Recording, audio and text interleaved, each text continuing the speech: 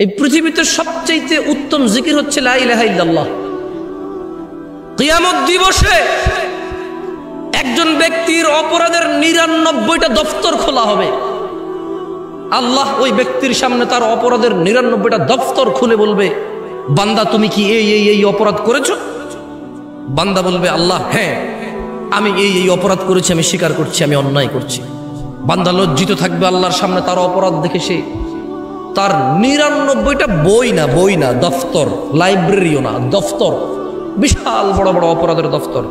ও আপনি বলছেন জামশেদ ভাই 60 বছর জীবনে এত অপরাধ? আরে ভাই আপনি না 60 বছর বাঁচেন, নূহ আলাইহিস সালাম 950 বছর শুধু দাওয়াতে দিচ্ছে, তাহলে উনি কত বছর বাঁচছেন, ওনার উম্মত কত বছর বাঁচছে? বুঝাইতে পারি নাই মনে হয়। আপনি নিজের 100 বছর জীবন, শুধু কি বিচার আপনার হবে? নূহ আলাইহিস সালামের উম্মতের হবে না?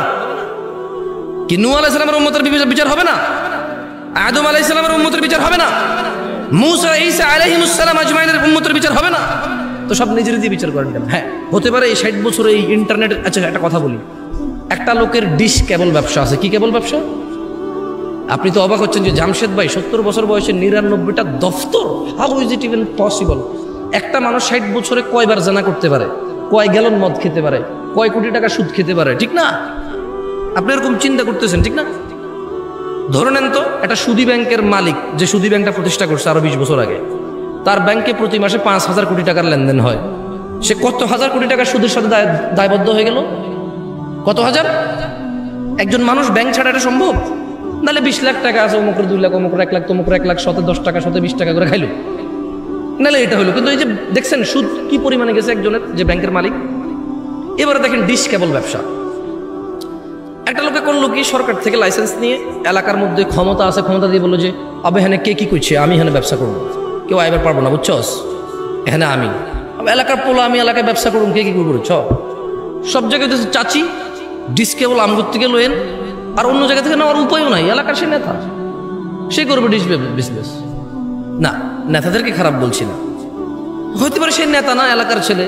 নেতাকে যায় বলতেছে যে চাচা কি করুম, কিছু নাই, চিন্তা করছি ডিশ কেবল ব্যবসা করুম, কি করুন? চাচা চিন্তা করছে এলাকার বেকার ছেলে, ঠিক আছে কাজকর্ম করলে ভালো, এলাকার উন্নতি হবে, আরো 5টা পোলাপানের কর্মসংস্থান হবে। চাচা ওভাবে ইসলামিকভাবে চিন্তা করেনি, কারণ চাচা ইসলামিকভাবে চিন্তা করবে কিভাবে?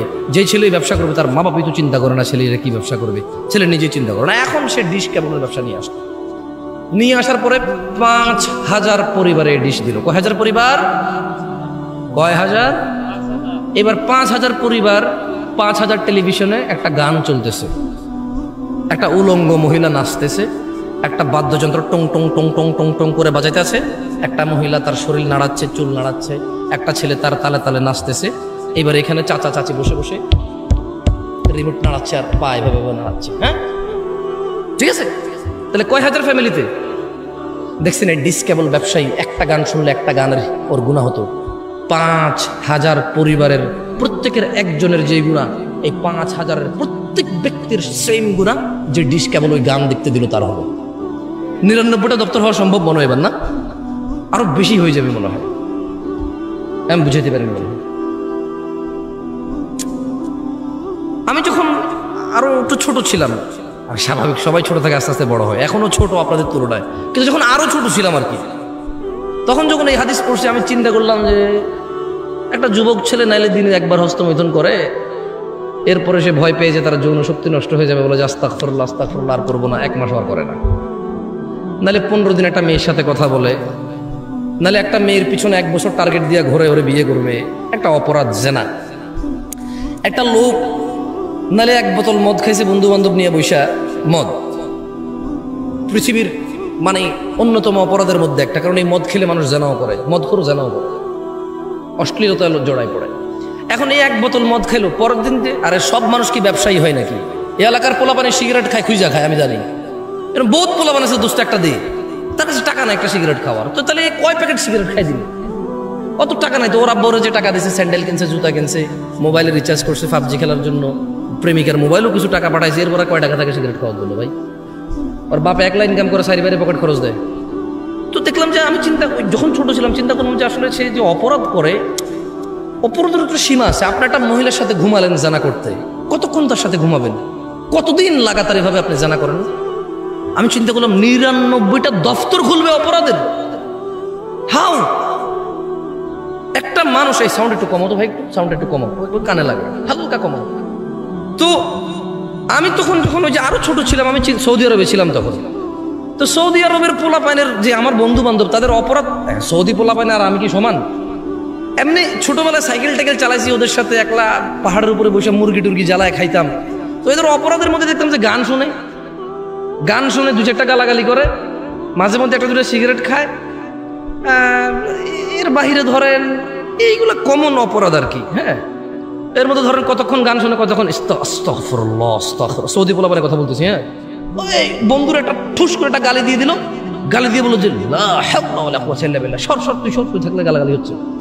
মানে দেখতেছি ইনস্ট্যান্ট আবার সে আল্লাহর কাছে ক্ষমা চাচ্ছে, অপরাধ করতেছে। তো আমি যখন এই হাদিস পড়লাম যে একটা মানুষের সামনে আল্লাহ বিচারের মাঠে 99টা দফতর খুলবে, দফতর, শুধু এগুলো সব অপরাধ। তখন আমি চিন্তা করলাম, আচ্ছা এই সব অপরাধ একটা লোক 60 বছর বাঁচে, এত দফতর হবে কিভাবে? ছোট মানুষ না। যেমন আপনি ছোটবেলায় মনে আছে কিনা, আপনার আম্মা আপনাকে গল্প শোনাইতো, তুই যে আম্মুর কথা শুনোস না, আম্মু মরে গেলে তোরা আরেক বিবাহ করলে, সৎমা আসলে কথা না শুনলে তখন কি করবি, এরকম শুনেছে না?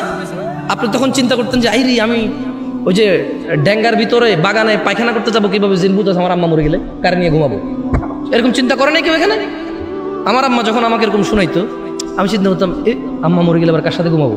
ছোট ছিলাম তো, সত্যি বলছি। আপনাদের এরকম হয় নাই এরকম আপনাদের?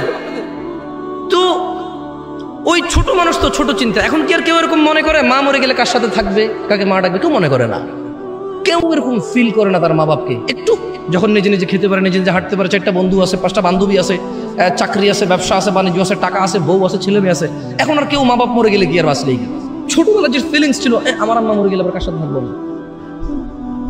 ওই ফিলিংসটা মানুষ হারাই ফেলে। তো আমি ছোটবেলায় চিন্তা করলাম যে 99টা দফতর কিভাবে। তো যখন আমি বাংলাদেশে এলাম, অথবা যখন আরো একটু বড় হলাম, সৌদি আরবে কিন্তু ডিশ আছে, এবার বড় বড় এভাবে ছাতা লাগায়, হাজার হাজার চ্যানেল থাকে। এবার আমি চিন্তা করলাম, আচ্ছা রে, তবে ওখানে জানতাম যে এগুলো ইহুদি নাসারাদের টেকনোলজি, মুসলমানরা অন্যায়গুলা করে, যারা কাজগুলা করে তারা হয়তো হিন্দু টিন্দু বুদ্ধ মুসলমান, ওদের আর তো হালাল হারাম কি, আপনার জন্য না শুকুর হারাম, ওর জন্য কি হালাল হারাম? এটা হচ্ছে ওর জন্য খাবার। বুঝতে পারি নাই মনে হয় আমি। আপনি পরনিন্দা করলে এটা আপনার জন্য না গীবত? অনেকের জন্য তো এই মাসলা মাসাইলই নাই ওর দিনের মধ্যে, যেটা কি মাসলা কি মাসাইল, ঠিক না? তো আমি যখন এখানে আসলাম, আমি দেখলাম যে হ্যাঁ, আমার গ্রামে আমার আপন কাজিন ব্রাদাররা বা আড়াতো পাড়াতো ভাতিজা, ওরা বললো কি ডিশ ব্যবসা নিয়ে আসবে। আমি বললাম যে ভাতিজা, ডিশ ব্যবসা করবি, যত মানুষের সিনেমা দেখবে, ওর একক ব্যক্তিগুণা, কিন্তু এই যে তুই যেটা দেখাচ্ছিস, তোর সেম গুণাটা আসবে, তো তোর তো এটা অনেক পাপ হয়ে যাবে। পুরা গ্রামে প্রায় এই পুরো আশপাশে 4-5টা, পুরো ইউনিয়নে 27টা গ্রাম, তুই যদি একলা এগুলো ডিশের সার্ভিস এগুলো দেস, যত মানুষে গান শুনবে, সিনেমা দেখবে, তোর উপরও তো গুনাহ আসবে। সামান্য কয় টাকার জন্য এত গুনাহ, কিভাবে তুই এটা পরে আল্লাহকে রিপে করবি? আর মানুষের গুনাহ তো, এটা মানুষ রিলেটেড তো সমস্যা। আমাকে বললো যে কাকা, আমি না দিলে অন্য কেউ তো দিয়ে দিবে, তাহলে ইন্টারনেট ব্যবসাকে কি বলো কাকা, বলো? তার মানে তার এটা হারাম, সমস্যা নাই, কারণ ইন্টারনেট ব্যবসা তাহলে কি, মানে এরকম। তো শোনেন গাজীপুরবাসী, ওই যে আবার একটু বলেন তো আমার সাথে, আমি আবার টপিকে আসি। দেখছেন কি সুন্দর লাগে না? মাশাআল্লাহ। এটা হচ্ছে আমাল, এটা হচ্ছে কি, এটা মানুষ ব্যক্তি আমল করবে। আমি আসতেছিলাম যে লা ইলাহা ইল্লাল্লাহ এটা কত বড় জিকির সেটা বলতে আসতেছিলাম, এই এতগুলো উদাহরণ। তো কিয়ামতে আল্লাহ এক ব্যক্তির সামনে 99টা অপরাধের দফতর খুলবে এবং আল্লাহ তাকে বলবে যে বান্দা, তুমি কি এই অপরাধগুলো করেছো? বান্দা বলবে হ্যাঁ ইয়া আল্লাহ, এই সমস্ত অপরাধগুলো আমার, আমি স্বীকার করছি। আল্লাহ তাকে বলবে তার আমাল নামায় ঈমান, কি আমল নামায় কি থাকবে? ঈমান হচ্ছে মানে ধরুন আশহাদু আল্লা ইলাহা ইল্লাল্লাহ ওয়া আশহাদু আন্না মুহাম্মাদার রাসূলুল্লাহ, অথবা লা ইলাহা ইল্লাল্লাহ ওয়াহদাহু লা শারীকা লাহু লাহুল মুলকু ওয়া লাহুল হামদু ইউহয়ী ওয়া ইউমীতু ওয়া হুয়া আলা কুল্লি শাইইন কাদির, অথবা লা ইলাহা ইল্লাল্লাহ। এটাই ঈমান। এটা কি? আল্লাহ ছাড়া কোনো অন্য মাবুদ, উপাস্য, মানে মানার মতো, ভয় পাওয়ার মতো, পরোয়া করার মতো অন্য কোনো ইলাহ নাই। কি নাই? ইলাহ নাই। এটা হচ্ছে লা ইলাহা ইল্লাল্লাহ, যেটা আপনি জিকির করেন প্যান্ডেলে বসে, সবাই মিলে একত্রিত করেন, অথচ কেউ এখান থেকে বেরিয়ে গিয়ে আর করেন না। তো আমি আপনাদেরকে এখানে আমলটা করালে কি লাভ? আপনি প্যান্ডেল থেকে বের হয়ে আবার কিছুই করবেন না। আমি শিখিয়ে দিচ্ছি এই লা ইলাহা ইল্লাল্লাহর কত ক্ষমতা। 99টা দফতর অপরাধের একটা পাল্লায় রাখা হবে, একটা কাগজের টুকরোর মধ্যে ওর লা ইলাহা ইল্লাল্লাহ লেখা থাকবে। ওকে বলবে যে ওর মিজানে দিতে, ও বলবে যে ইয়া আল্লাহ 99টা দফতর অপরাধের আর লা ইলাহা ইল্লাল্লাহ। আল্লাহ আপনি কি বলছেন? আল্লাহ আল্লাহ বলবে যে ঠিক আছে তুমি দেখো না। ওর এই কাগজের টুকরো লা ইলাহা ইল্লাল্লাহ ওর পাল্লার মধ্যে রাখবে, ওর লা ইলাহা ইল্লাল্লাহ ভারী হবে। এটা হচ্ছে লা ইলাহা ইল্লাল্লাহ জিকির, যেটা আপনারা এখানে বসে বসে সবাই মিলে করেন। আপনাদের কাছে মনে হচ্ছে এটা একটা আনুষ্ঠানিকতা, কেউ একজন আসবে এখানে, এসে আপনারা সবাই বসে থাকবেন, এরপরে তার সাথে বলবেন লা ইলাহা, ব্যাস, এরপরে শেষ। এটা নাই, এখান থেকে উঠছেন নাই, ঘরে গেছেন নাই, দোকানে গেছেন নাই, রাস্তাঘাটে নাই, মসজিদে নিজে নিজে নাই, শুধু মাহফিলের একটা অনুষ্ঠান। এটা আপনি ভেবে নিয়েছেন। এই জন্য আমি আপনাকে আমল করাবো না, আমি আপনাকে শিখিয়ে দিলাম বেশি বেশি আল্লাহর জিকির করবেন, লা ইলাহা ইল্লাল্লাহ জিকির করবেন। আশহাদু আল্লা ইলাহা ইল্লাল্লাহ ওয়া আশহাদু আন্না মুহাম্মাদার রাসূলুল্লাহ। লা ইলাহা ইল্লাল্লাহু ওয়াহদাহু লা শারীকা লাহু, লাহুল মুলকু ওয়া লাহুল হামদ, ইউহয়ী ওয়া ইউমীতু ওয়া হুয়া আলা কুল্লি শাইইন কাদির।